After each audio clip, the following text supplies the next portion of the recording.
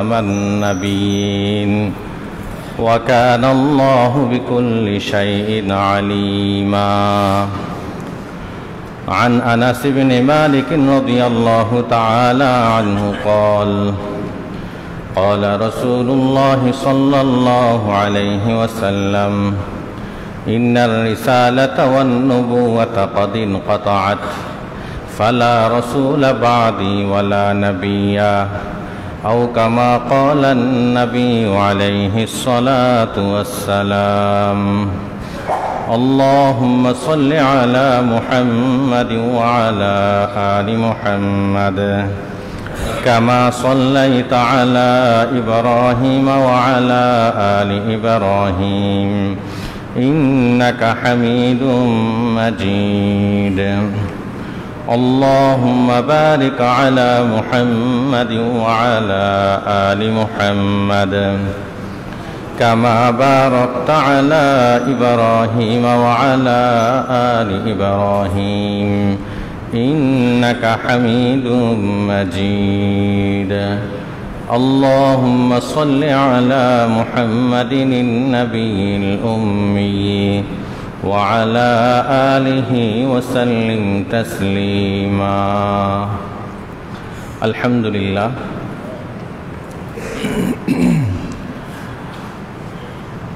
আল্লাহ তাআলা আমাদেরকে এই দুনিয়াতে প্রেরণ করেছেন এবং এই দুনিয়াতে আমরা কিভাবে কোন বিশ্বাস নিয়ে কি ধারণ করে কি লালন করে এই দুনিয়ায় জীবন যাপন করব, এর জন্য সুনির্দিষ্ট বিধিবিধান আকীদা বিশ্বাস আল্লাহ তাআলা দান করেছেন। মানুষের মুসলমানদের যত আকীদা বিশ্বাস আছে এগুলো প্রধানত দুই ধরনের। কিছু আকীদা বিশ্বাস এমন যেগুলো কোনো ব্যক্তি বিশ্বাস করা আর না করা এই দুই এর ভিত্তিতে সে মুসলমান হওয়া না হওয়া নির্ধারণ করবে। অর্থাৎ কোনো ব্যক্তি যদি এই নির্দিষ্ট আকীদা বিশ্বাসগুলো সে মানে, সে লালন করে, ধারণ করে, তাহলে সে মুসলমানদের অন্তর্ভুক্ত হবে। আর কিছু আকীদা বিশ্বাস এমন আছে যেগুলো মুসলমান হওয়া না হওয়া এটার উপর নির্ভর করে না, বরং সে মুসলমান হওয়ার পর আহলুস সুন্নাহ ওয়াল জামাআর অন্তর্ভুক্ত হবে কিনা এটার উপর নির্ভর করে। তো আজকে আমি এমন একটি বিশ্বাস সম্পর্কে আলোচনা করব যেটা মূলত মুসলমানদের অকাট্য আকীদা বিশ্বাস এবং যেটার উপর নির্ভর করবে সে মুসলমানের ভিতর থাকবে না থাকবে না, সে মুসলিম হিসেবে আল্লাহর দরবারে গণ্য হবে না হবে না। আদমশুমারিতে না, আদমশুমারিতে মুসলিম হিসাবে গণ্য হওয়ার জন্য কোনো মানদণ্ড মাপকাঠি নেই। বিভিন্ন সময় যে মুসলমানদের জরিপ পরিচালিত হয়, সেই জরিপের ক্ষেত্রে কেউ যদি নিজেকে মুসলমান দাবি করে, কোনো দল, কোনো জামাত, কোনো গ্রুপ যদি বলে আমরা মুসলমান, তাহলে তাদেরকে মুসলমান হিসাবে এন্ট্রি করবে। কিন্তু দেখা যাচ্ছে বাস্তবে সে আল্লাহর কাছে এবং মুসলমানদের কাছেও, আলেম ওলামাদের কাছেও, অন্যান্য বড় বড় ব্যক্তি, ধর্ম ব্যক্তি যারা আছেন, ধর্মের পণ্ডিত যারা আছেন, তাদের কাছেও তারা মুসলমান হিসেবে স্বীকৃত না। যেমন আমাদের দেশে বলা হয় 90% 92% মুসলমানের দেশ, কিন্তু এখানে 90% মুসলমান বা 92% মুসলমান, এখানে কোনো মানদণ্ড বা মাপকাঠির উপর এই মুসলমান নির্ধারিত না। বরং যেই নিজেকে বলবে আমি মুসলমান, বা যে সম্প্রদায় বলবে আমরা মুসলমান, তাদেরকে মুসলিম হিসাবে গণ্য করেছে। বাস্তবেও সে কাফের হোক না কেন, বাস্তবেও সে অমুসলিম হোক না কেন। আল্লাহ তাআলার দরবারে, আল্লাহ তাআলার কাছে একটা মানদণ্ড আছে মুসলিম হওয়ার জন্য, ইমানদার হওয়ার জন্য। এটা আমাদের দুনিয়ার এই জরিপের মতো না, দাবি করলেই যে মুসলমান হয়ে যায় এমন না, বরং আল্লাহর কাছে একটা মানদণ্ড আছে, মাপকাঠি আছে। যেই বিশ্বাস লালন করলে, যেই আকীদা বিশ্বাস ধারণ করলে তাকে মুসলিম হিসেবে গণ্য করা হবে, অন্যথায় করা হবে না।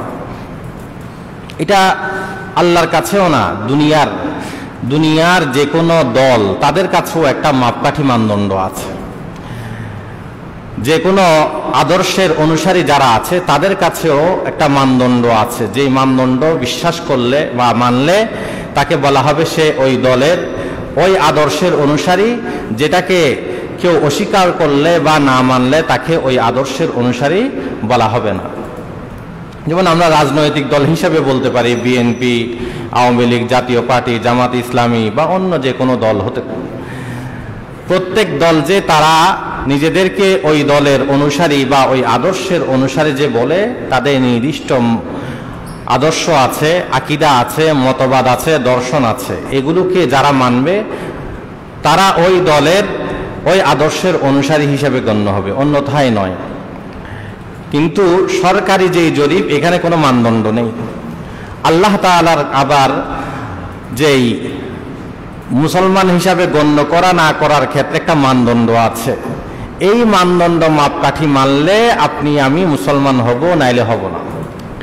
এরকম মানদণ্ড আর মাপকাঠির একটা গুরুত্বপূর্ণ আকীদা বা বিশ্বাস হলো আমাদের নবী সরদারে দু জাহাঁ মুহাম্মদুর রাসূলুল্লাহ সাল্লাল্লাহু আলাইহি ওয়াসাল্লামকে সর্বশেষ নবী হিসাবে মানা।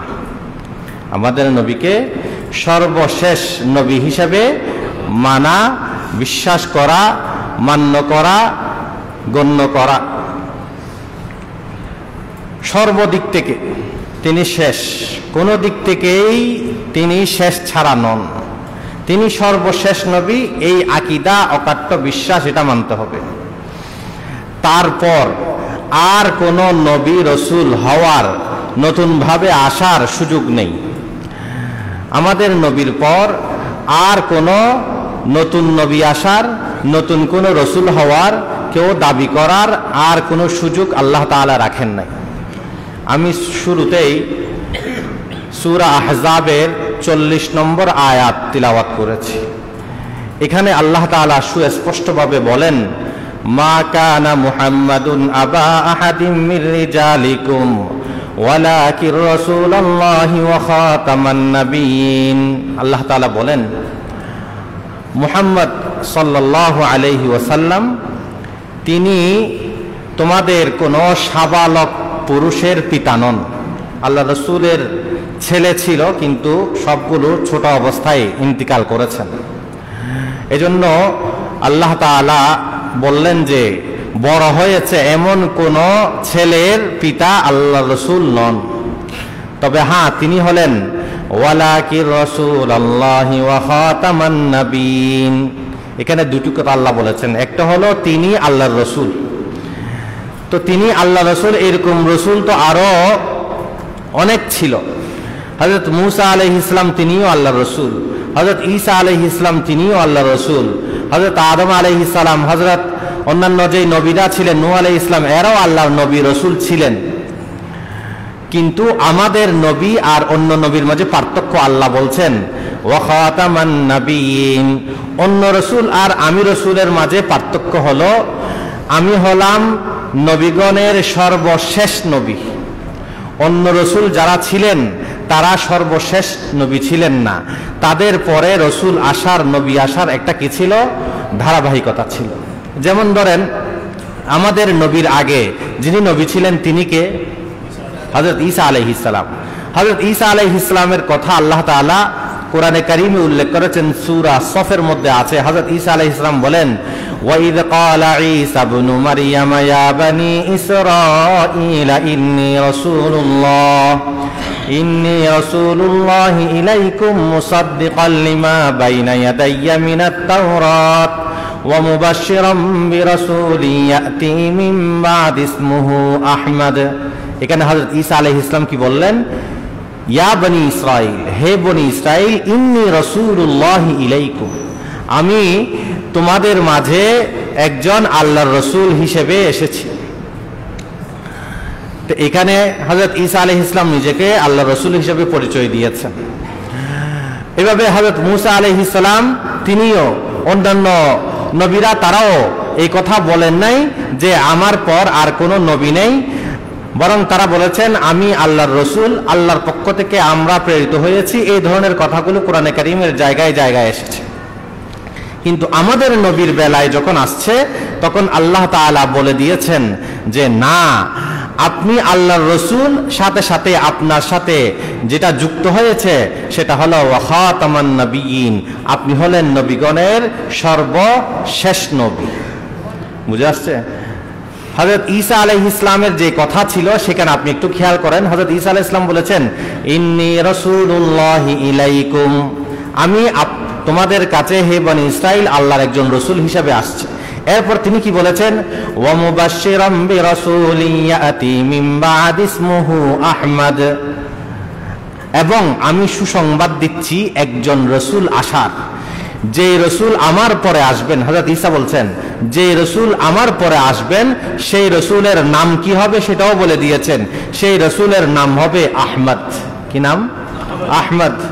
আমাদের নবীর অনেকগুলো নাম ছিল। সহিহ বুখারী মুসলিমের বর্ণনায় এসেছে আল্লাহ রাসূল বলেন ইন্নালি আসমা, আমার অনেক নাম আছে, তার মধ্যে হলো আনা মুহাম্মদ ওয়া আনা আহমদ ওয়া আনাল মাহি ওয়া আনাল আকিব। এভাবে আল্লাহ রাসূলের অনেকগুলো নাম ছিল। আল্লাহ রাসূলের এক নাম মুহাম্মদ, যেটা কোরআনের মধ্যে আসছে মুহাম্মাদুর রাসূলুল্লাহ, আর এক নাম হলো আহমদ, যেটা এখানে আসছে মিন বা'দ ইসমুহু আহমদ। হাদিসের মধ্যে আল্লাহ রাসূল বলেছেন আমি আহমদ। এবং রাসূলুল্লাহ সাল্লাল্লাহু আলাইহি ওয়াসাল্লাম নিজেও বলেছেন যে আমি হলাম আনা বিশারাতু ঈসা।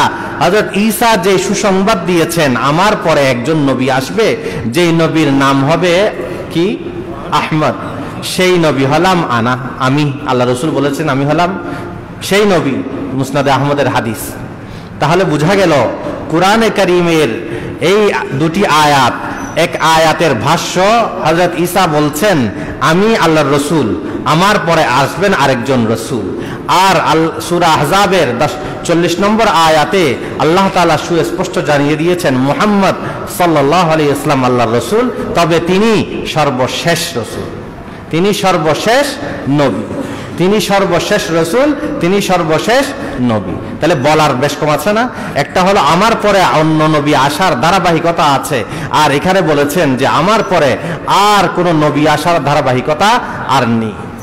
এটা বলা হয়, এই আকীদাকে বলা হয় খতমে নবুয়তের আকীদা, অর্থাৎ নবীগণ আসার যে সিলসিলা, সেই সিলসিলা শেষ হয়ে গেছে আমাদের নবীর মাধ্যমে। এটাই হলো খতমে নবুয়তের আকীদা।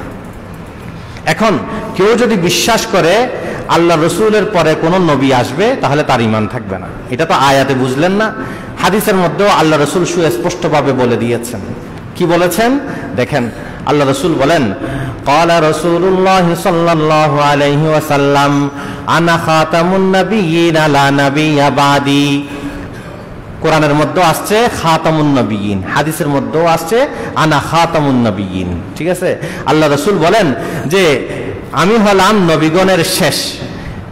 নবীগণের শেষের কি অর্থ এখানে আল্লাহ রাসূল সুস্পষ্টভাবে ব্যাখ্যা করে দিয়েছেন, লা নাবিয়্যা বাদি, আমার পরে আর কোনো নবী নেই, আমার পর আর কোন নবী আসার কোনো সুযোগ নেই, আমার পর আর কোন ধরনের, কোন প্রকারের, কোন রকমের নবী হতে পারে না। এটা আল্লাহ রাসূল জানিয়ে দিয়েছেন। আরেক হাদিসে আছে, তিরমিজির হাদিস, হযরত আনাস ইবনে মালিক রাদিয়াল্লাহু তাআলা আনহু বলেন ক্বালা রাসূলুল্লাহ সাল্লাল্লাহু আলাইহি ওয়াসাল্লাম ইন্নার রিসালাতা ওয়ান নুবুওয়াতা ক্বাদ ইনকাতাআত ফালা রাসূলা বাদি ওয়ালা নাবিয়্যা। নিশ্চয় নবী হওয়ার, রসুল হওয়ার যে একটা ধারাবাহিকতা ছিল, সেই ধারাবাহিকতা ক্বাদ ইনকাতাআত, বন্ধ হয়ে গেছে। দরজা লক হয়ে গেছে।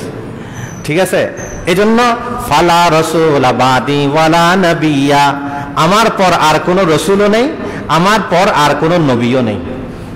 আল্লাহ রসুল জানিয়ে দিলেন আমার পরে আর কোনো প্রকার রসুলও নেই, কোনো প্রকার নবীও নেই। অন্য হাদিসে আল্লাহ রসুল বলেছেন তাহলে আপনার পরে যদি নবী না হয়, রসুল না হয়, তাহলে কি হবে? আল্লাহ রসুল বলেন অন্য হাদিসে ওয়াসায়াকুনু বাদি খুলাফা ফায়াকসুরুন, ওয়াসায়াকুনু বাদি খুলাফা ফায়াকসুরুন, আমার পরে নবী নাই, রসুল নাই, কিন্তু খলিফা আছে। কি আছে? খলিফা, প্রতিনিধি। আল্লাহ রসুলের খলিফা আছে। এজন্য আল্লাহ রসুলের পর কেউ নবী হন নাই।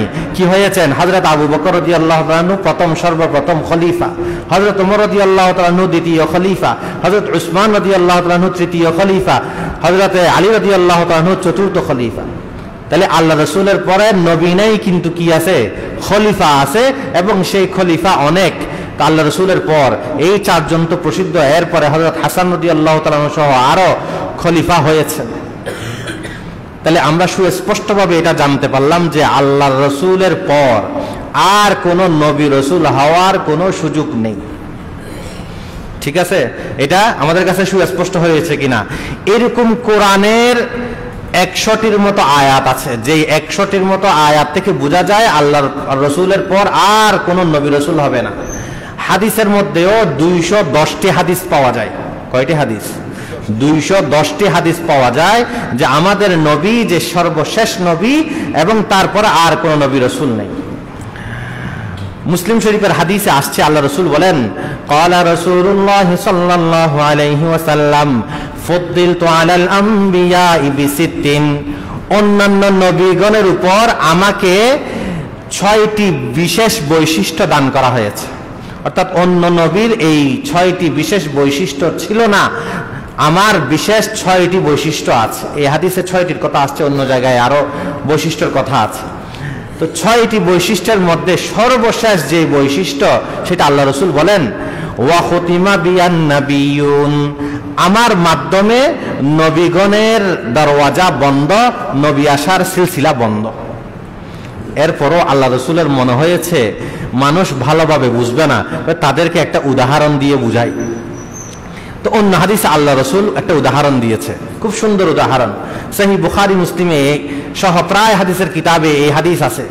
আল্লাহ রসুল বলেন ক্বালা রাসূলুল্লাহ সাল্লাল্লাহু আলাইহি ওয়াসাল্লাম ইন্না মাসালি ওয়া মাসালাল আমবিয়াই মিন ক্বাবলি কামাসালি রাজুলিন বানা বাইতান ফাআহসানাহু ওয়া আজমালাহু ইল্লা মাওদিআ লাবিনাতিন মিন যাবিয়া ফাজআলান নাসু ইয়াতুফুনা বিহি ওয়া ইয়াজাবুনা লাহু হাল্লা ওয়াজিআত হাযিহিল লাবিনা ওয়া আনা মাওজিউল লাবিনা ওয়া আনা খাতামতুল লাবিনা ওয়া আনা খাতামুন নাবিয়্যিন লা নাবিয়্যা বাদি আও কামা ক্বালান নাবিয়্যু আলাইহিস সালাতু ওয়াস সালাম। আল্লাহ রাসূল বলেন আমার এবং আমার পূর্বে যত নবী ছিলেন তাদের একটা দৃষ্টান্ত আপনাদেরকে তুলে ধরি।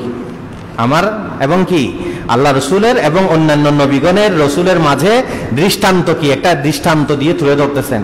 কামাসালি রাজুলিন বানা বাইতান ফাআহসানাহু ওয়া আজমালাহু, একজন ব্যক্তি একটা ঘর বানাইছে, ধরেন খুব সুন্দর করে একটা ঘর সে তৈরি করেছে। ফাআহসানাহু ওয়া আজমালাহু, এত সুন্দর, এত কারুকার্য, কোনো কিছু আর বাকি রাখে নাই। ইল্লা মাওদিআ লাবিনাতিন মিন যাবিয়া, কিন্তু দেখা যাচ্ছে এক কোণায় বা এক জায়গায় একটা ইট নেই। দেওয়াল আছে না, দেওয়ালের চতুর্পাশে ইট দেওয়া আছে, সব কিছু ঠিক আছে, কিন্তু একটা জায়গায় একটা কোণায় দেখা যাচ্ছে একটা ইট নেই, একটা ইট খালি। আচ্ছা, মানুষ কোটি কোটি টাকা দিয়ে যদি একটা ঘর তৈরি করে, ঠিক আছে, আর এই ঘরে কোনো কিছুর অভাব না রাখে, খুব সুন্দর করে সব কিছু বানায়, আর একটা কোণায় যদি একটা ইট না থাকে, তাহলে সবাই আশ্চর্য হবে না? কিরে, এর এত কিছু করার টাকা হলো, এখানে একটা ইট দেওয়ার মতো আর টাকা হলো না? সে তো সব কিছু করতে পেরেছে, কিন্তু একটা ইট কেন দিতে পারলো না? তো এই জন্য আল্লাহ রসুল বলছেন ফাজআলান নাসু ইয়াতুফুনা বিহি ওয়া ইয়াজাবুনা লাহু, মানুষ ঘুরে ঘুরে দেখতেছে আর আশ্চর্য হচ্ছে। কিরে, তার এত কিছু করার টাকা হলো, সবকিছু করতে পারলো, কিন্তু একটা ইট, এটা কেন খালি? এটার জন্য তারা আশ্চর্য হচ্ছে। তো আল্লাহ রসুল বলছেন, এই যে একটা ইট যেটা খালি আছে, সেটা হলাম আমি। সেটা হলাম কি? আমি।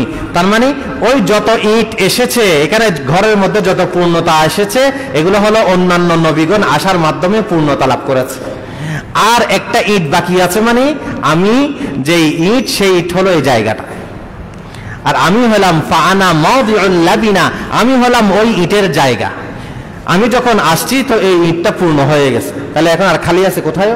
এখন আর কোনো খালি নাই। আল্লাহ রসুল এইভাবে উদাহরণ দিয়ে বুঝিয়েছেন যে ফাআনা মাওদিউল লাবিনা, আমি হলাম সেই ইটের জায়গা, ঠিক আছে? ওয়া আনা খাতামুন নবিয়্যিন, আমি সর্বশেষ নবী, আমার পর আর কোনো নবী নেই। এইভাবে রাসূল কি করেছেন? সুস্পষ্টভাবে আমাদেরকে উদাহরণ দিয়ে, দৃষ্টান্ত দিয়ে বুঝিয়ে দিয়েছেন। এজন্য উম্মার সর্বসম্মত আকীদা হলো ওয়া দাওয়ান নবুওয়া বাদা নবিয়িনা সাল্লাল্লাহু আলাইহি ওয়াসাল্লাম কুফরুন বিল ইজমা। আমাদের নবীর পর কেউ যদি নবী হওয়ার দাবি করে, তাহলে সর্বসম্মত সকলের কাছে ওই ব্যক্তি কাফের। যে দাবি করবে সেই ব্যক্তি কি? কাফের। এখন আপনি মনে করতে পারেন, কেন কেউ যদি দাবি করে তাকে একটু যদি প্রমাণ চাই, অসুবিধা কি? ভাই তুমি যে নবী, তো তুমি নবী হওয়ার একটা কি দাও, প্রমাণ দাও। এটা অসুবিধা আছে? অসুবিধা আছে। এরকম যদি কেউ নবী মনে করে, তার থেকে প্রমাণ চায়, তার ঈমানও যাবে। ইমাম আবু হানিফা রাহমাতুল্লাহ আলাইহির যুগে এক ব্যক্তি, সে নবুয়তের দাবি করেছে। কি করেছে? নবুয়তের দাবি করেছে, অর্থাৎ সে নবী হওয়ার দাবি করেছে। ইমাম আবু হানিফা রাহমাতুল্লাহ আলাইহি বললেন, যে ব্যক্তি নবুয়তের দাবি করেছে, কেউ যদি গিয়ে তার কাছে বলে, এই যে তুমি যে নবী হওয়ার দাবি করেছ, আমাকে একটু প্রমাণ দাও, তার কাছে তলবা কি করেছে? আলামত তলব করেছে, প্রমাণ তলব করেছে যে তুমি নবী যে সেটার দাবি দাও। স্বাভাবিকভাবে আমরা বলি যে তুমি এটা দাবি করতেছো, এই জিনিসটা তোমার, তো তুমি প্রমাণ দাও, ঠিক আছে? এরকম আমরা বলি যে এইরকম কেউ যদি গিয়ে বলে তুমি যে নবী সেটার প্রমাণ দাও, এইরকমও যদি কেউ গিয়ে তার কাছে প্রমাণ চায়, ফাহুয়া কাফিরুন, ওই ব্যক্তিও কি হয়ে যাবে? কাফের হয়ে যাবে। কেন? কারণ লিআন্না নবিয়্যানা সাল্লাল্লাহু আলাইহি ওয়াসাল্লাম قال আনা খাতামুন নবিয়্যিন লা নবিয়্যা বাদি। কারণ আমাদের নবী যেখানে সুস্পষ্টভাবে বলে দিয়েছেন আমি সর্বশেষ নবী, আমার পর আর কোনো নবী নেই, তাহলে আপনি আবার কোন যুক্তিতে, কোন আকলে গিয়ে ওই ব্যক্তির কাছে আপনি প্রমাণ তালাশ করতেছেন? এত বিনা দলিলেই কাফের, বিনা প্রমাণ চাওয়া ছাড়াই সে কাফের। সে দাবি করবে আর সাথে সাথেই সে কাফের হয়ে যাবে। কেন? আল্লাহ রসুল যেখানে সুস্পষ্টভাবে বলে দিয়েছেন তারপর আর কোনো নবী নেই, তাহলে আরেকজন দাবি করলে আপনি কেন তার কাছে নবী হওয়ার প্রমাণ চাইতে যাবেন? চাইতে গেলেও কি হয়ে যাবে? কাফের হয়ে যাবে। বুঝে আসছে? তো এইটা হলো এই ইসলামের একটা অকাট্য নবী, অকাট্য আকীদা। নবী যে সর্বশেষ, আমাদের সর্বশেষ নবী, এটা অকাট্য আকীদা। এটার মধ্যে যদি কেউ সন্দেহ পোষণ করে বা না মানে, তাহলে সে মুমিন হিসাবে গণ্য হবে না। ওই যেমন বিএনপি হোক, আওয়ামী লীগ হোক, জাতীয় পার্টি হোক, আর জামাত ইসলামী হোক, আর অন্য কোনো দল হোক, তাদের যেমন নির্দিষ্ট কি আছে, আদর্শ আছে, দর্শন আছে, তাদের যেমন কিছু কি বলে এগুলাকে, সংবিধান আছে মানার জন্য, এগুলো যদি আপনি না মানেন তাহলে ওই দলের অনুসারী হতে পারবেন না। একইভাবে আমাদের নবীকে সর্বশেষ নবী মানা, এটা হলো ইসলামের এই ধরনের একটা অকাট্য আকীদা, যেটা আপনি না মানলে মুসলমান হওয়া, ইসলামের গণ্ডির মধ্যে আসা আপনার কোনো সুযোগ নেই। বুঝে আসছে? শুধু তাই নয়, কেউ যদি এরকম কেউ নবী হওয়ার দাবি করেছে আর তাকে সে কাফের মনে করে না, তারও ঈমান যাবে। ওই যে ইমাম আবু হানিফা রাহমাতুল্লাহ আলাইহি বলেছেন, কেউ একজন নবী হওয়ার দাবি করেছে, তা আপনি মনে করলেন যে একজন নবী হওয়ার দাবি করছে, তা আমি এর কাফের বলার দরকার কি? আমি একে কাফের মনে করার দরকার কি? কাফের বলার দরকার কি? কারণ এই ধরনের হানাফি, শাফি, কত ধরনের ইখতিলাফ, সুন্নি, বেদাতি, বেরলভি, দেওবন্দি, এই সেই কত মতানক্য আছে না আমাদের সমাজে। কেউ এটা করে, কেউ ওটা করে, কেউ হাত তোলে, কেউ জোরা আমিন বলে, কেউ আসতে বলে, কেউ মিলাদ কিয়াম করে, কেউ করে না, কত মতানক্য আছে। হয়তো এই ধরনের একটা মতানক্য, নাউজুবিল্লাহ, খবরদার, এই ধরনের কোনো মতানক্য না। ওইগুলোর কারণে ঈমান যায় না। ওগুলো হলো সুন্নত বিদআতের ইখতিলাফ, মতানৈক্য। কোনটা মানা না মানার মাঝে সুন্নত বিদআতের পার্থক্য হয় এতটুকু, তার ঈমান যায় না। কিন্তু এটা নবীকে, আমাদের নবীকে সর্বশেষ নবী মানা, এবং আমাদের নবীর পর যদি অন্য কেউ নবী হওয়ার দাবি করে তাহলে তাকে কাফের মনে করা, তাকে কাফের বলা, এটা হলো আপনার ঈমানের দাবি। আপনি যদি মনে না করেন আর যদি বলেন যে হানাফি, শাফি আর সুন্নি, বেরলভি এই ধরনের কোন ইখতিলাফি মতানৈক্য বিষয় মনে করেন, তাহলে আপনার ঈমানও যাবে, মুমিন হতে পারবেন না। এজন্য এটাকে হালকা মনে করবেন না। এটা এমন অকাট্য বিশ্বাস যেটার উপর দাঁড়িয়ে আছে আপনার ঈমান, যেটার উপর নির্ভর করবে আপনি কি চিরস্থায়ী জান্নাতি হবেন না চিরস্থায়ী জাহান্নামী হবেন। এটা এমন বিশ্বাস। আপনি জীবনভর নামাজ পড়েন, রোজা রাখেন, দাড়ি রাখেন, হজ করেন, যাকাত দেন, কিন্তু এই একটা জায়গায় যদি আছাড় খেয়ে যান তাহলে আপনার এইগুলো কোনো কাজে আসবে না। এগুলো কি কোনো কাজে আসবে না। এজন্য এই আকীদাকে আপনি হালকা কোনো আকীদা মনে করবেন না। এটা আপনার ঈমানকে গ্রহণযোগ্য করার জন্য আল্লাহর দরবারে ওই কিসের মতো না, আদমশুমারিতে গ্রহণযোগ্য না, বরং আল্লাহর কাছে গ্রহণযোগ্য হওয়ার জন্য হলো এইটা হলো মাপকাঠি। এটা একটা মানদণ্ড যে আপনি আমাদের নবীকে সর্বক্ষেত্রে সর্বশেষ নবী মানেন কিনা, তারপর আর কোন নবী রসুল যে হতে পারে না এটা আপনি বিশ্বাস করেন কিনা। এটার উপর নির্ভর করবে আপনার ঈমান থাকা না থাকা, আপনার রোজা, হজ, যাকাত এগুলো কবুল হওয়া না হওয়া। আপনি যদি ওযু ছাড়া জীবনভর নামাজ পড়েন, কোনো কাজ দিবে? কি বলেন? ওযু ছাড়া আপনি সারাদিন নামাজ পড়লেন, এটা যেমন কোনো কাজ দিবে না। আপনার ঈমানের মধ্যে যদি এটা না থাকে, আমাদের নবীর পর কেউ নবী হতে পারে না, আর যে নবী হওয়ার দাবি করবে সে কাফের, সে বিনা দলিলে বিনা প্রমাণে কাফের। কেন? আমার আল্লাহ বলেছেন, আমার রসুল বলেছেন, আমার নবীর পর আর কোনো নবী নেই, আমার নবীর পর আর কোনো রসুল নাই, আমার রসুলের পর আর কোনো রসুল নাই, নবী নাই, সুস্পষ্টভাবে বলেছেন, এটাই আমি বিশ্বাস করি। এরপর যদি কেউ দাবি করে তাহলে সে কোনো প্রমাণ লাগবে না, এমনিতেই সে এমনিতেই কাফের। আমি তাকে কাফের মনে করব এবং কাফের বলবো। এটা হলো আপনার ঈমানের দাবি। এখন আসেন, আল্লাহ রসুল দুনিয়া থেকে চলে যাওয়ার আগ থেকেই নবী হওয়ার দাবি করার লোক শুরু হয়ে গেছে। নবী দুনিয়াতে থাকতেই, আমাদের নবী দুনিয়াতে থাকতেই নবী দাবি করার লোক পাওয়া গেছে, রসুল দাবি করার লোক পাওয়া গেছে। মুসাইলামাতুল কাজ্জাব নামে একজন, কাজ্জাব মানে হলো মিথ্যুক, মুসাইলামাতুল কাজ্জাব নামে একজন ব্যক্তি, কথা আপনারা যারা ইতিহাস পড়েছেন জানেন, সে রাসূলের ইন্তিকালের কিছুদিন আগে সে নিজেকে নবী এবং রসুল হওয়ার দাবি করেছে। সে নবী রসুল হওয়ার নিজেকে দাবি করেছে এবং সে আল্লাহ রসুলের কাছে চিঠি পাঠিয়েছে। চিঠি পাঠিয়ে বলেছে, অসুবিধা নাই, আপনার নবুয়ত, আপনার রিসালাত এগুলো নিয়ে আমার কোনো দ্বন্দ্ব নাই। আপনি ওইখানে আরবে আছেন, ওইখানে আপনি নবী রসুল, ঠিক আছে। আমি হলাম এদিকে, সে হলো আপনার ওই ইয়ামনের দিকে, হলো সম্ভবত ইয়ামনের দিকে ছিল, সে ওইখানে হলো নিজেকে নবী রসুল হিসাবে তার অনুসারীও তৈরি করে ফেলেছে। রাসূলুল্লাহ সাল্লাল্লাহু আলাইহি ওয়াসাল্লামের এগুলো ইন্তিকালের কিছুদিন আগে। তো শেষ অবস্থায় রাসূল অসুস্থ ছিলেন, আরো বিভিন্ন কাজে ব্যস্ত ছিলেন, এজন্য এটার প্রতি আর তেমন কোনো কাজ হয়নি বা কেউ কিছু করার সুযোগ পায়নি। যখন রাসূলুল্লাহর ইন্তিকাল হলো তখন হযরতে আবু বকর রাদিয়াল্লাহু তাআলা আনহু এই ফিতনাকে দমন করার জন্য, আমার নবীর পর, আমার রসুলের পর আর কেউ রসুল হতে পারে না, যেই দাবি করবে সেই হলো নিঃসন্দেহে কাফের, একে কাফের বলে গণ্য করতে হবে এবং এর এই দুনিয়াতে বেঁচে থাকার কোনো অধিকার নেই। এজন্য এর বিরুদ্ধে হযরত আবু বকর রাদিয়াল্লাহু তাআলা আনহু সাহাবায়ে কেরামের জামাত তৈরি করেছেন।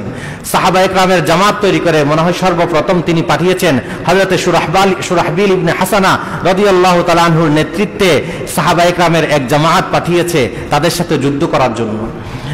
এরপর দ্বিতীয় দল পাঠিয়েছে হযরত ইকরিমা ইবনে আবি জাহাল, আবু জাহেলের ছেলে, মুসলমান হয়েছিল।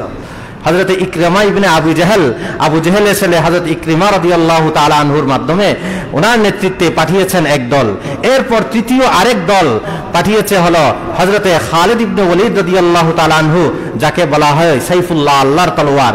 এই হযরতে খালিদ ইবনে ওলীদ রাদিয়াল্লাহু তাআলা আনহু, যিনি কোন যুদ্ধ গিয়েছেন আর সেখানে পরাজয় হয়েছে, সেই পরাজয় খালিদ ইবনে ওলীদের জীবনে নেই। হযরত খালিদ ইবনে ওলীদ রাদিয়াল্লাহু তাআলা আনহুর নেতৃত্বে গিয়ে সাহাবায়ে কেরাম যুদ্ধ করেছেন, অনেক সাহাবী শহীদ হয়েছেন। সেখানে সেই মুসাইলামাতুল কাজ্জাবের সাথে 40,000 অনুসারী ছিল। কত? 40,000 অনুসারী ছিল। তো সেখানে সাহাবায়ে কেরামের অনেক সাহাবা শহীদ হয়েছেন। ইতিহাসের পাতায় আছে তন্মধ্যে শুধু 700 সাহাবায়ে কেরাম ছিলেন যারা সেইখানে শহীদ হয়েছেন, যারা কারি, ভালো কোরআন পড়তে জানতেন, হাফেজে কোরআন কি ছিলেন, সাহাবী ছিলেন, যারা সেখানে শহীদ হয়েছেন। কোন বর্ণনায় 700, কোন বর্ণনায় 900, কোন বর্ণনায় 1300। এতগুলো সাহাবায়ে কেরাম হাফেজ কারি সাহাবা শহীদ হওয়ার পর হযরত আবু বকর রাদিয়াল্লাহু তাআলা আনহুর কাছে মনে আসলো, এইভাবে যদি সাহাবায়ে কেরাম কারি সাহাবা হাফেজ সাহাবা যদি শহীদ হয়ে যায়, দুনিয়া থেকে চলে যায়, তাহলে তো এই কোরআন তো লেখা হয় নাই, তাহলে তো কোরআন মিটিয়ে যাবে, কোরআনকে লেখার বন্দোবস্ত করা দরকার। এরপর হযরত আবু বকর রাদিয়াল্লাহু তাআলা আনহু এই কোরআনকে লেখার বন্দোবস্ত করেছেন। আচ্ছা, এটা আরেক ইতিহাস। তো দেখেন, যেখানে সাহাবায়ে কেরাম, সাহাবাদের মধ্যে আবার কারি হাফেজ সাহাবী তাদের নিজের জীবনকে উৎসর্গ করেছেন একমাত্র এই নবীর নবুয়ত, খাতমে নবুয়ত, এটার আকীদার জন্য। এটাকে এত বড় একটা গুরুত্বপূর্ণ আকীদা হিসাবে দেখা হয়েছে, বিশ্বাস হিসাবে এটাকে গণ্য করা হয়েছে, যেটার উপর ইসলামের ভিত্তি ইমারত টিকে থাকে। এই জন্য সেখানে নিজেদের জীবনকে তারা উৎসর্গ করেছে। এই মুসাইলামাতুল কাজ্জাবকে দুনিয়া থেকে বিদায় করা হয়েছে। এরপর আসওয়াদ আনসি, তালহা, এমনকি মহিলা পর্যন্ত নবুয়তের দাবি করেছে। অনেক অনেক শেষ, আমি ইতিহাসের লম্বা সময় বলার সময় নেই, যে এই শেষে সর্বশেষ এসে আমাদের যুগে এখন যাকে পাওয়া যায় সে হলো মির্জা গোলাম আহমদ কাদিয়ানি, যে নিজেকে নবী হওয়ার দাবি করেছে, যে নিজেকে রসুল হওয়ার দাবি করেছে। নাউজুবিল্লাহি মিন যালিক। মির্জা গোলাম আহমদ কাদিয়ানি, তার অনুসারী হলো আমাদের এখানে যেই কি আছে আহমদিয়া মুসলিম জামাত, তারা নিজেদেরকে পরিচয় দেয়। চকবাজার অলিখা মসজিদের পাশে দেখবেন বড় সাইনবোর্ড দেওয়া আছে, এখানে মসজিদে বাইতুল বাসেত লেখা আছে, এবং বাহিরে অনেকগুলো লেখা সেখানে দেখবেন। এই আহমদিয়া মুসলিম জামাত, দেখেন মুসলিম শব্দ তারা নিজেদেরকে প্রয়োগ করে, নিজেদের উপর লাগায়, অথচ তারা হলো কাট্টা কাফের। তারা কি? নিঃসন্দেহে কাফের। কোনো সন্দেহ আছে? একজনের কাছে সন্দেহ আছে? যদি মনে করেন সন্দেহ আছে, তাহলে আপনার ঈমান নাই। এই কাদিয়ানীরা নিজেরা নিঃসন্দেহে কাফের। আপনি সেখানে গেলে দেখবেন এরা নামাজও পড়ে, এদের কাছে কারো কাছে দাড়িও আছে, তারা আরো অন্যান্য ইবাদত পালন করে। আমি 2-3 বার ঢুকেছি, এদের সাথে কথা বলেছি, ওইখান থেকে ওনাদের তথ্য নিয়েছি, ওদের 100 বছর পূর্তি উপলক্ষে ডায়েরি আছে, এগুলো কিনেছি, প্রসপেক্টর নিয়েছি, আমি অনেক কিছু তাদের সংগ্রহ করেছি। এই সব কিছু সংগ্রহ করে এবং তাদের যতগুলো বই আছে এই বইগুলো সংগ্রহ করে ওইখান থেকে স্ক্রিনশট নিয়ে, যে মির্জা গোলাম আহমদ কাদিয়ানি যে নিজেকে নবী হওয়ার দাবি করেছে, এই সবগুলো আমি এখানে একত্রিত করেছি। দেখেন মির্জা গোলাম আহমদ কাদিয়ানি সে নিজেকে কি বলে, দেখেন मिर्जा गुलाम मोहम्मद कादियानी নিজেকে বলে जो मेरे मुखालिफ थे उनका नाम ईसाई और यहूदी और मुशरिक रखा गया। नाउजुबिल्लाह। रूहानी खजाइन 18 নম্বর খণ্ড 392 নম্বর পৃষ্ঠা। তাদের এই রুহানি খাজাইন আমার এখানে উপরে আছে 2 তলায়। এই 18 নম্বর খণ্ডে স্পষ্টভাবে লিখেছে মির্জা গোলাম মোহাম্মদ কাদিয়ানি বলে তার বিরোধী যারা, আচ্ছা আমরা তার বিরোধী না তার পক্ষের লোক? বিরোধী। সে বলতেছে जो मेरे मुखालिफ थे, যে যারা আমার বিরোধী তাদের নাম নাকি খ্রিস্টান, তাদের নাম নাকি ইহুদি, তাদের নাম নাকি মুশরিক। তার মানে আমাদের সকলকে সেই ইহুদি খ্রিস্টান মুশরিক বানাই দিছে। তাহলে বলেন এর সাথে আমাদের সাথে কোনো ধরনের মিল থাকতে পারে? যে আমাদেরকে কি মনে করে, আপনি ইহুদি মুশরিক মনে করে। আরেক জায়গায় সে লিখেছে जिसको मेरी दावत पूछी है, मिर्जा कादियानीर दावत आहवान जार काছে পৌঁছেছে और उसने मुझे कबूल नहीं किया, সে যদি মির্জা কাদিয়ানিকে যদি কবুল না করে, গ্রহণ না করে, ও মুসলমান নেই, সে কি নয়, মুসলমান নয়। নাউজুবিল্লাহ।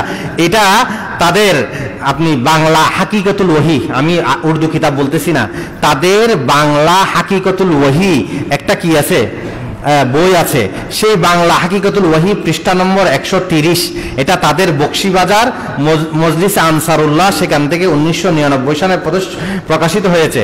সেখানে সে বাংলা হিসেবে তারা লিখেছে, যাহাদের নিকট আমার দাওয়াত পৌঁছা সত্ত্বেও আমাকে গ্রহণ করে নাই, তাহারা মুসলমান নহে। এটা হলো তাদের অনুবাদ বলেছে। তাহলে সে এবং কাদিয়ানিরা আমাদেরকে মুসলমান মনে করে না, তো আমরা কেন তাদেরকে মুসলমান মনে করব? কোন যুক্তি আছে? তারা আমাদেরকে কি মনে করে না, মুসলমান মনে করে না, তাহলে আমরা কেন তাদেরকে মুসলমান মনে করব?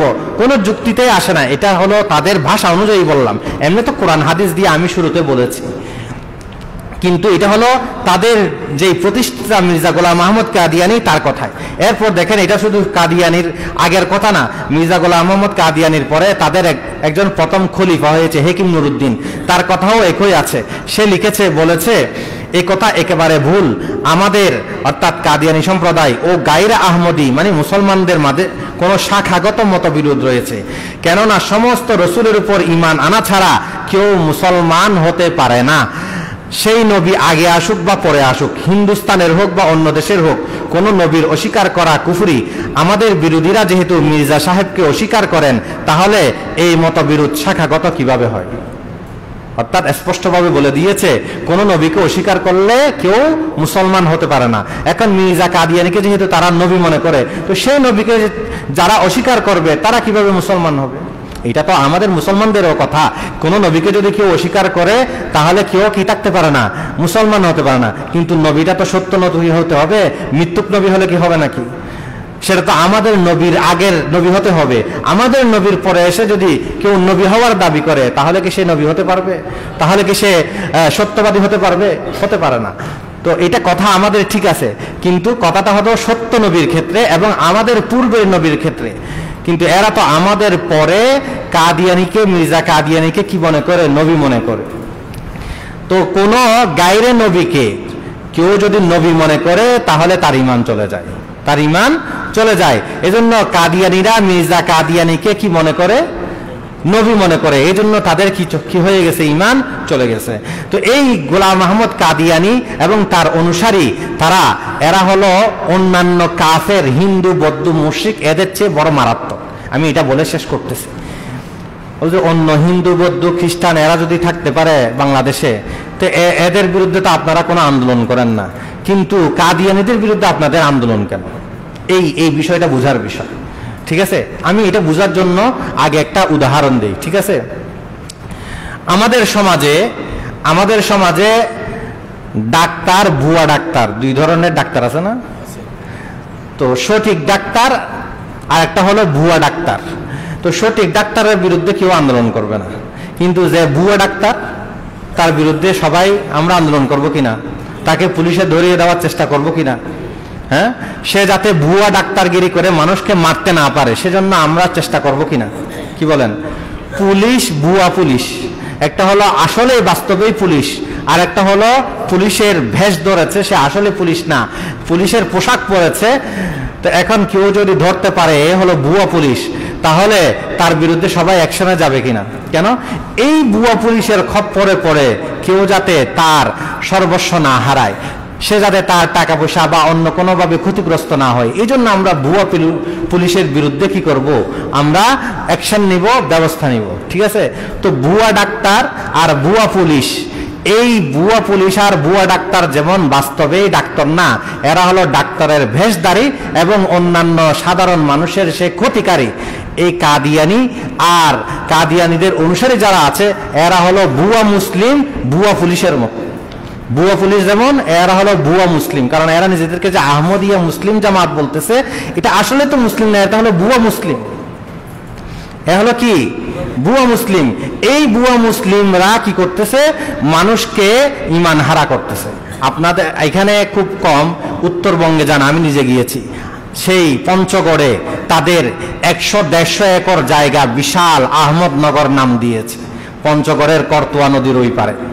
সেখানে তাদের বড় জামিয়া প্রতিষ্ঠা করতেছে। এমনি তো ঢাকাতে একটা আছে জামিয়া আহমদিয়া, আর সেখানেও তারা বড় হাসপাতাল অনেক কিছু প্রতিষ্ঠা করতেছে। অর্থাৎ যেখানে মানুষের শিক্ষা দীক্ষা কম, মানুষ ইসলাম সম্পর্কে জানে না, সেখানে হলো তাদের মেহনত। সেই পঞ্চগড়ে, ঠাকুরগাঁওয়ে, নীলফামারীতে, তারপর কুড়িগ্রামে, এই গাইবান্ধাতে, এই সমস্ত জায়গা উত্তরবঙ্গে তাদের প্রচুর কাজ। এবং সীমান্ত এলাকাগুলো, পার্বত্য অঞ্চলগুলো যেখানে ইসলামের শিক্ষা কম, মুসলমানরা জানে না, মুসলমানরা তাদের ইসলামের পরিচয় জানে না, তাদেরকে তারা বেশি মেহনত করে। আর শহর অঞ্চলে তারা একটা একটা কেন্দ্র নিয়ে বসেছে, বিভিন্ন সময় দাওয়াতের মাধ্যমে মানুষকে কি করে, এই গুমরা করে, বিভ্রান্ত করে, তাদের ঈমানকে হারা করতেছে। তো এই ভুয়া পুলিশ থেকে যেমন আপনি বাঁচানোর মানুষকে চেষ্টা করেন, সেই ভুয়া পুলিশকে ধরিয়ে দেওয়ার চেষ্টা করেন, ভুয়া ডাক্তারকে আপনি ধরিয়ে দেওয়ার চেষ্টা করেন। তো এই ভুয়া মুসলিম যে এসেছে, সেই ভুয়া মুসলিমকেও আমরা পরিচয় করে দিতে চেষ্টা করতেছি। আমরা রাষ্ট্রের কাছে দাবি করতেছি এটা তারা এই দেশে থাকতে পারবে, হিন্দুরা থাকবে, খ্রিস্টানরা থাকবে, অন্যান্য যেমন বিধর্মীরা থাকে তারাও থাকতে পারবে, কিন্তু মুসলমান পরিচয়ে নয়। এরা থাকতে হবে ভুয়া মুসলিম পরিচয়ে। কি পরিচয়ে? ভুয়া মুসলিম পরিচয়। এরা বাস্তব মুসলমান পরিচয়ে থাকতে পারবে না, কারণ বাস্তব মুসলমান পরিচয়ে যদি থাকে তাহলে বাস্তব মুসলমানদের, প্রকৃত মুসলমানদের ঈমানকে হারা করবে। আরেকটা প্রশ্ন, কাউকে মুসলমান বলা আর কাফের বলা এটা কি রাষ্ট্রের কাজ? কাউকে মুসলমান বলা আর কাফের বলা এটা কি আমাদের কাজ? এটা তো আল্লাহ নির্ধারণ করবে। এরকম কিছু সুশীল বুদ্ধিজীবী দুনিয়াতে আছে, এরকম সুশীল বুদ্ধিজীবী দুনিয়াতে আছে। এরা আপনাদেরকে বলবে কাউকে মুসলমান আর কাফের বলা, ঠিক আছে, এগুলো তো কি না আমাদের কাজ না, এগুলো তো আল্লাহ কি করবেন, ঠিক করবেন। ঠিক আছে, গত কিছু কয়েক বছর পূর্বে সংসদে শেখ হাসিনা একই কথা বলেছিল, কাকে মুসলমান বলবো আর কাকে কাফের বলবো সেটা আমরা কেন করব। এখন আসেন, দুনিয়াতে কে আওয়ামী লীগ আর কে বিএনপি সেটা যে আপনারা কি করে দেন, ভাগ করে দেন, তো এটা আপনি এখানে ভাগ করার কি দরকার? এটাও তো আখেরাতে বিচার হতে পারে। আপনি এখানে কেন ভাগ করে দিচ্ছেন যে সে আওয়ামী লীগ না, সে বিএনপি না? কেন? আপনি দুশমন থেকে আপনার বন্ধুকে পার্থক্য করার জন্য এই ভাগটা করতেছেন। আচ্ছা, আরেকটা উদাহরণ দেই, কে চোর, কে ডাকাত, কে মুক্তিযোদ্ধা আর কে রাষ্ট্রদ্রোহী, এগুলো এখানে সৃষ্টি করে, এগুলো তদন্ত করে, যাচাই বাছাই করে মানুষের মাঝে কি করা, অনৈক্য সৃষ্টি করা, কোন্দল সৃষ্টি করা কোনো দরকার আছে? কেউ যদি মুক্তিযোদ্ধা হয়, বাস্তবে যদি সে দেশের জন্য, জুলুম থেকে পরিত্রাণের জন্য বিচার যুদ্ধ করে থাকে, তাহলে সে আল্লাহর কাছে পাবে। আর কেউ যদি যুদ্ধাপরাধী হয়, তাহলে সেও তো আল্লাহর কাছে কি, হ্যাঁ, এটার শাস্তি ভোগ করবে। তো এরপরও দুনিয়াতে বিচার করছে কিনা, হ্যাঁ, বিচার হয় কিনা? তো এইগুলো যদি হয় তাহলে কে সঠিক মুসলিম আর কে বেঠিক মুসলিম এটা বিচার করলে অসুবিধা কি? ওইটা আপনি যে নিয়মে করেন, কেন করেন? কারণ হলো যে দোষী তার শাস্তি পেতে হবে, যে আর দোষী না, নির্দোষ, যে ভালো কাজ করেছে তাকে পুরস্কৃত করতে হবে, অথবা যে দোষী অথবা যে ভুয়া তার থেকে অন্যদেরকে রক্ষা করতে হবে। যে চোর, যে ডাকাত, তার বিচার আপনি করেন কিনা? অথচ চোর ডাকাতের বিচার তো আল্লাহ করবেন আখেরাতে। চোর ডাকাতের বিচার আল্লাহ করবেন না আখেরাতে? তো দুনিয়াতে আপনি করতেছেন কিনা? কেন করতেছেন? কারণ হলো আপনি অপরাধকে দমন করার জন্য। চোর ডাকাতের বিচার এই জন্য করতেছেন, সেই চোর ডাকাতের খপ্পরে পরে মানুষরা যাতে সর্বস্ব, নিজের সবকিছু হারিয়ে না ফেলে, মানুষ যাতে ক্ষতিগ্রস্ত না হয়। একইভাবে আমরাও বলতেছি কে মুসলমান আর কে কাফের এটা আপনি এই জন্য ঘোষণা করবেন যাতে সেই ভুয়া মুসলিম, আহমদিয়া মুসলিম জামাত, কাদিয়ানি, তাদের খপ্পরে পড়ে আমাদের সাধারণ মুসলমান ভাই বোনরা যাতে নিজেদের ঈমানকে না হারায়। এখন বুঝে আসছে? তো এজন্য আমরা আমাদের দাবি থেকে এই কথা বলি যে কাদিয়ানিরা কাফের, নিঃসন্দেহে কাফের। তারা নিজেদেরকে কাফের পরিচয় দিয়ে অন্যান্য হিন্দু বৌদ্ধর মতো এই দুনিয়াতে থাকো, কোনো অসুবিধা নেই, কিন্তু তারা নিজেদেরকে মুসলমান বলতে পারবে না, তারা মুসলমানদের মতো আজান দিতে পারবে না, তারা মুসলমানদের মতো কলেমা বলতে পারবে না, তারা মুসলমানদের মতো মসজিদ শব্দ ব্যবহার করতে পারবে না। এই ধরনের ইসলামের যেগুলো পরিভাষা সেগুলো তারা ব্যবহার করতে পারবে না। ইসলামের পরিভাষা এটা ইসলাম যারা অনুসরণ করবে তাদের জন্য, কি বলেন? হিন্দুরা কি আমাদের কোনো পরিভাষা ব্যবহার করে? খ্রিস্টানরা কি আমাদের কোনো পরিভাষা ব্যবহার করে? এই জন্য তাদের সাথে আমাদের কোনো কি নাই, যুদ্ধ নাই। তাদের বিরুদ্ধে আমরা লড়ি না। কেন লড়ি না? কারণ হলো তারা তাদের নিজস্ব পরিচয়ে তারা চলতেছে। তো কাদিয়ানীরাও নিজস্ব পরিচয়ে তারা দুনিয়াতে থাকুক, বাংলাদেশে থাকুক, যেখানে ইচ্ছা সেখানে থাকুক, সেটা থাকার তাদের অধিকার থাকবে, কিন্তু ভুয়া মুসলিম পরিচয়ে থাকতে পারবেন। ভুয়া মুসলিম পরিচয়ে থাকতে হবে, নিজেদেরকে সঠিক প্রকৃত মুসলিম দাবি করে থাকতে পারবে না। আগামীকাল শনিবার সোহরাওয়ার্দী উদ্যানে আন্তর্জাতিক খতমে নবুয়ত কনফারেন্স হবে। এটার মূল লক্ষ্য হলো আপনার ভারত, পাকিস্তান, সৌদি আরব এবং অনেক দেশ থেকে বিদেশি মেহমানরা আসছেন এবং বাংলাদেশের সমস্ত বড় বড় ওলামা ইকরামরা থাকবেন। একটাই হলো দাবি, এই কাদিয়ানীরা তারা রাষ্ট্রীয়ভাবে এই দেশে অমুসলিম হিসাবে চিহ্নিত হোক, কাফের হিসাবে চিহ্নিত হোক, তারা এখানে কাফের হিসাবে বসবাস করুক এবং মুসলমানদের পরিভাষা পরিহার করুক, এগুলাকে বাদ দিক। এটা হলো আমাদের দাবি। এই দাবির সাথে আমরা সকলেই একমত হয়ে আমরাও যার যার অবস্থান থেকে কি করব, এইটার পক্ষে জোরালো ভূমিকা রাখবো। আল্লাহ তাআলা আমাদেরকে বুঝার তৌফিক দান করুন। ওয়া আখিরু দাওয়ানা।